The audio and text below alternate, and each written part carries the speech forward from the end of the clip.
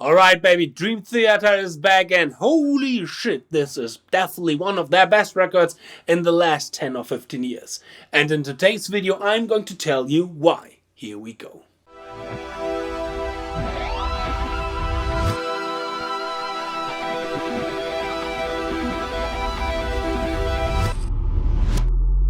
Hey Guitar Champion, what's going on? I'm 𝙎𝙤𝙢𝙚𝗏, back from my practice dojo, and welcome to today's video. Well, as you might know, Dream Theater is kind of a big thing on this channel because I'm a huge Dream Theater fan. And I'm of course extremely hyped because the new record is finally out today. 𝙬𝙤𝙢𝙢𝙦 is the name, and I was really lucky that I got an example of this record a few days earlier, so I had some time to pre-listen to it to do this review here. So big shout out to October Promotion that I had the opportunity to pre-listen to that record. But first, let us talk a little bit about the big member change and the big lineup change that Dream Theater had in the last year, because Mike Portnoy, the original drummer of Dream Theater, is back, replacing Mike Mangini. Portnoy left in 2010, and I can clearly remember that one particular September Sunday afternoon. It was raining outside, and I saw on Facebook the message, Mike Portnoy is out of the band, which totally destroyed my whole world in that evening. Now he's back, and I remember I was doing a power nap, was waking up because a lot of people were calling me, a lot of friends of mine who were also huge Dream Theater nerds, and they were calling me like, dude, Portnoy, he's back! And in the beginning I was like a little bit skeptical because I really like Mangini. I really love his kind of drumming. I love how creative he can be and how limitless he can be with his technique, and I love to watch him play.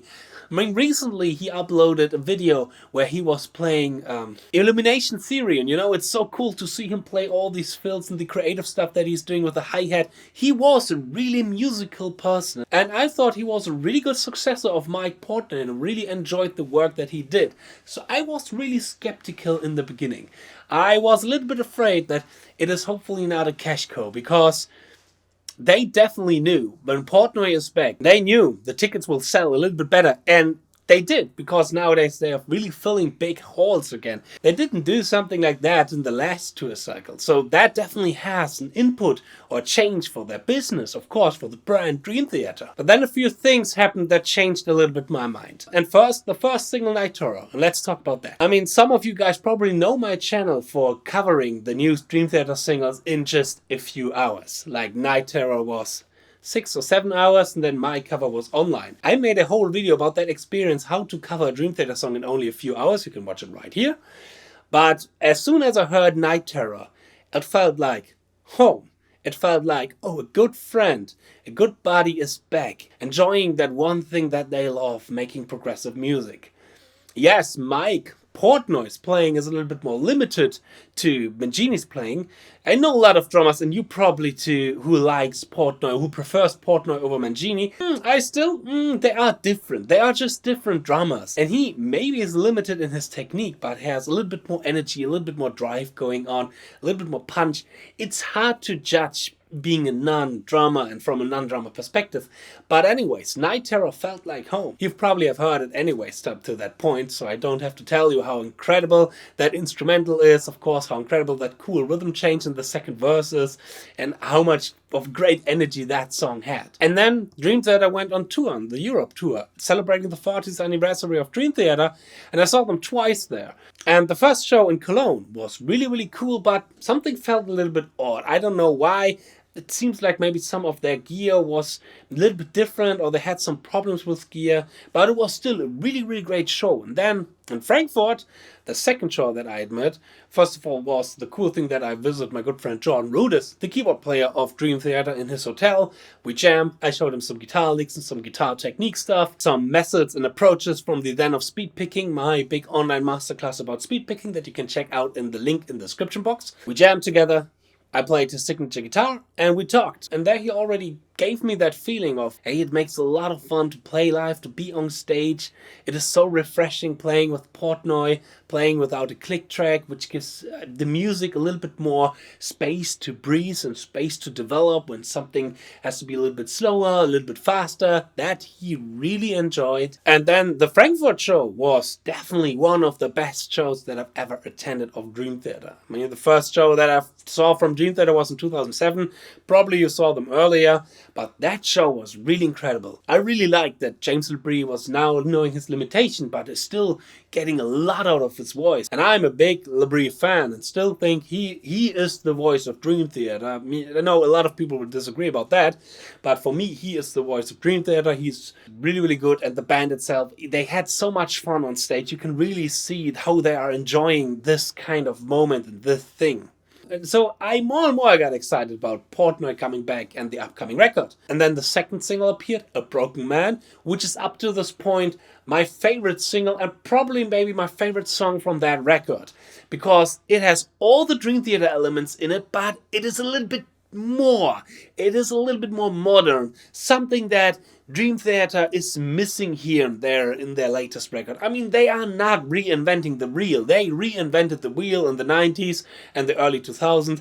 They are all now nearly in their 60s. I mean, Jordan is even nearly in the 70s. They don't have to reinvent the wheel anymore. Anybody, any critique out there who's saying like, it's not prog anymore, blah, blah, they're doing the same thing over and over. Yes, they're doing it. And I really like that. You always know what to get when you get Dream Theater, but sometimes there are little surprises in there. And A Broken Man was this kind of song, especially the intro, which was kind of really heavy. It could be an Opeth intro. So a lot of things going on there, really heavy intro, some really interesting verses, really cool chorus, and then the keyboard section of Jordan going to the instrumental part. Mwah, French kiss. This is pure Dream Theater perfection. I really, really like that solo, and these are this, you know, musical surprise elements that I love about Dream Theater. Like, for example, in 3 Days from the Astonishing record, where all of a sudden a kind of Dixie band appears and playing like Dixie jazz music. And here it was a total shift of heavy progressive metal going to, you know, Steve Moore's kind of bluesy country-esque kind of guitar playing and guitar solo. Really, really cool. And then 2 weeks ago, the final single was released, Midnight Messiah. I couldn't cover that, unfortunately, because I was in LA at the NAMM show, and on that day where they released that song, I was in my hotel room because I had food poisoning. Never go to Dennis. No matter what Henning Pauli, aka HP42, is telling you, don't go to Denny's. That was not a good choice. So I had a food poisoning for 1 day. I was lying in my bed in my hotel room, and I was really enjoying the new song. It is much shorter. It is more Metallica-esque. They announced that as well. Like, hey, this is kind of a Metallica Megadeth song, and it is really like that typical Dream Theater thrash, in-your-face kind of song. Reminds me of As I Am, Constant Motion, all these nowadays Dream Theater classics. And I think this is one of the best hooks of the whole album. This Midnight Messiah, that groove, that drive, oh, I love that chorus. It's the best part of that song. Okay, and now, today, the whole record is out. So let's talk a little bit about the other songs that we have in that record. We are opening that record with In the Arms of Morpheus, an instrumental song. Not too much on the technical kind of side, on the shreddy kind of side, like for example Enigma Machine or like Dance of Eternity, but a really cool opener with some shredding on keyboard and some really cool guitar solo stuff. It more reminds me of Raw Dog. You remember Raw Dog, that one song that they made for God of War 3 back in 2009, I believe, 2009, 2010? So it really sounds like that era, and I have to say, it really, really reminds me from the tone and from the sound a lot like the Black Clouds and Silver Lining record. So it feels a lot like Portnoy has never left the band. I truly could imagine that this is the kind of record that would be released when Portnoy was still in the band in 2011. After Night Terror on Broken Man, we have Dead Asleep. I assume this is the 7-string song of that record, because it has some riffs that remind me of Bridges in the Sky or Outcry, Dark Eternal Night, even some Awake kind of feeling, kind of live feeling, because of that more bluesy guitar solo with a lot of usage of the buzzer pedal. I really like that drum playing the middle part, because Portnoy, I think you can hear that he has trained his double bass. He has some really cool ongoing double bass parts in this record, and I really, really enjoyed that. After 11 minutes of 7-string blasting and really, really crazy guitar solos, we're going again to Midnight Messiah. Already talked about that. Then we have Are We Dreaming, which is like a little fill-in, but I want to take that time now to talk about the concept of the record. The whole theme is about sleeping and dreaming. It's like being in a theater of dreams, a dream theater. Well, that was bad, sorry.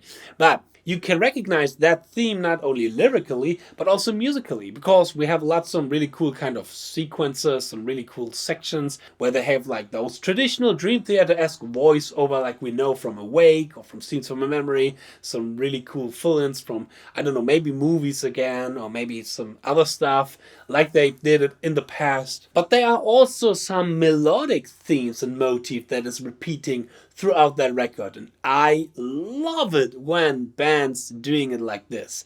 I mean, Dream Theater are known for their big epic concept kind of things. I mean, Octavarium, Scenes from a Memory, 6 Degrees, and then of course the 12-step suite, which goes along through several kind of records. And I always love these kind of playing around with motifs, trying to take one motif and putting it somewhere else in a different spot, maybe with a little bit of variation to it. And here we have especially one musical motif that I've recognized so far, which appears here and there kind of in every song. It is the final chorus of A Broken Man, which was repeated in the Dad Asleep intro with a violin. So really, really great what they are doing here. Right, now Bend the Clock, which is more like their ballad, the epic power ballad of that record.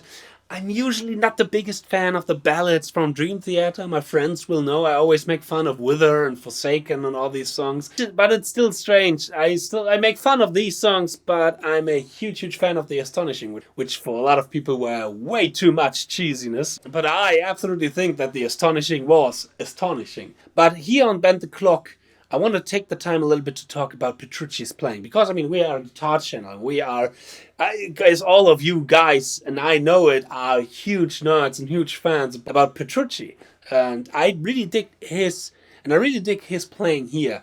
In Night Terror, for example, I realized when I covered it, when I made that lesson, as I can hear other guitar players now in his playing, which are a little bit more modern. So usually you could hear like, you know, Steve Morse a lot in his playing, David Gilmour, maybe some Yngwie here and there, Paul Gilbert, all these kind of old school shred kind of players in Petrucci's style.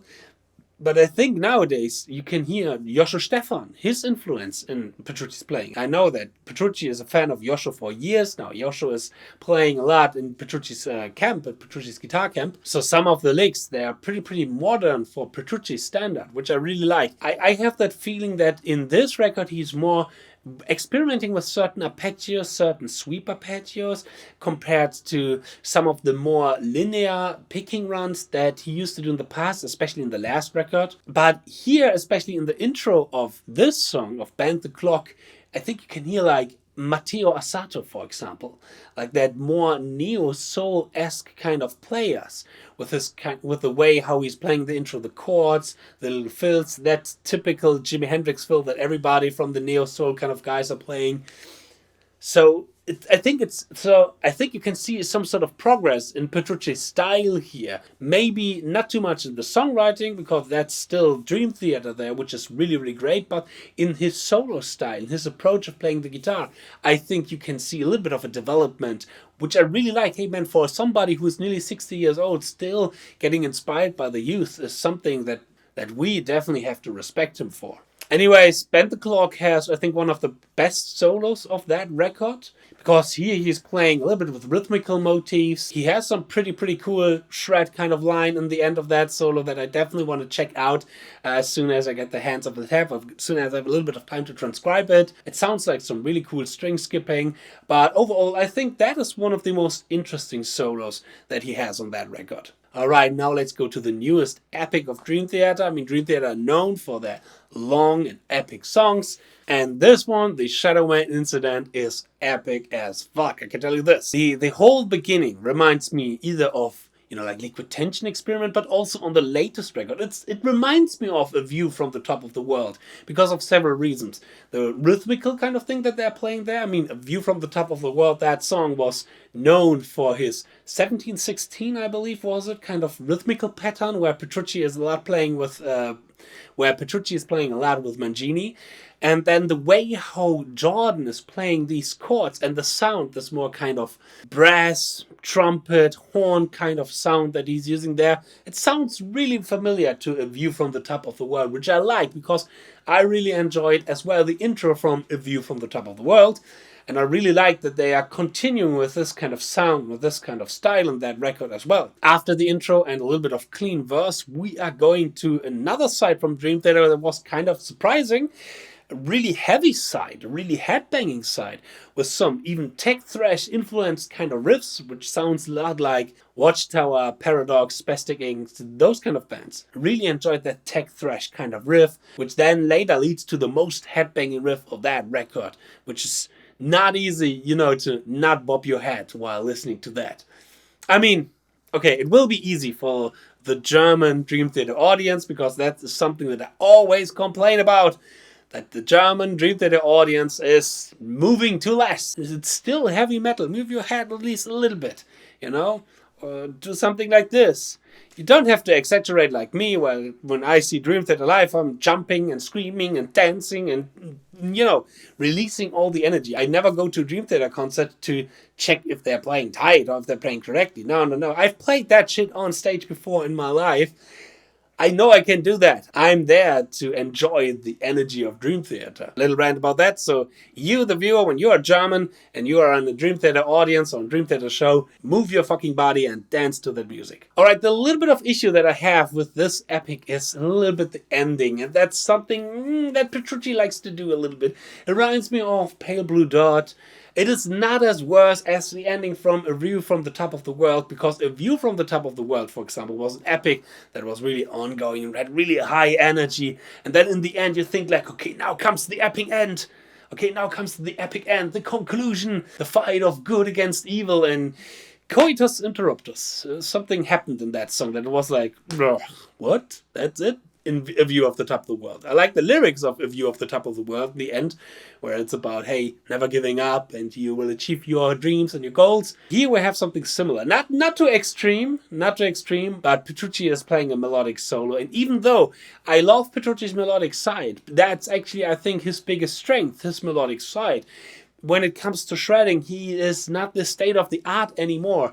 And I think he knows that. So he's focusing more on composing really good melodies. And yeah, I mean, the Dream Theater epic, they all have that epic solo in the end, like Octavarium or Illumination Theory, Pale Blue Dot, all these kind of songs. But I think while Illumination Theory works, and Pale Blue Dot, for example, not too much, or A View from the Top of the World, not too much, is the chord choices that we have there.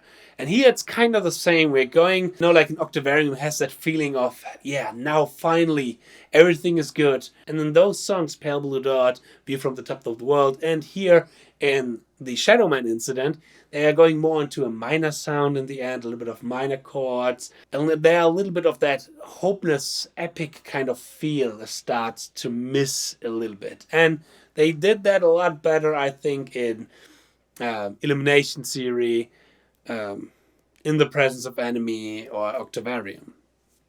But that's actually the one complaint that I have about that record, and it's just a minor detail.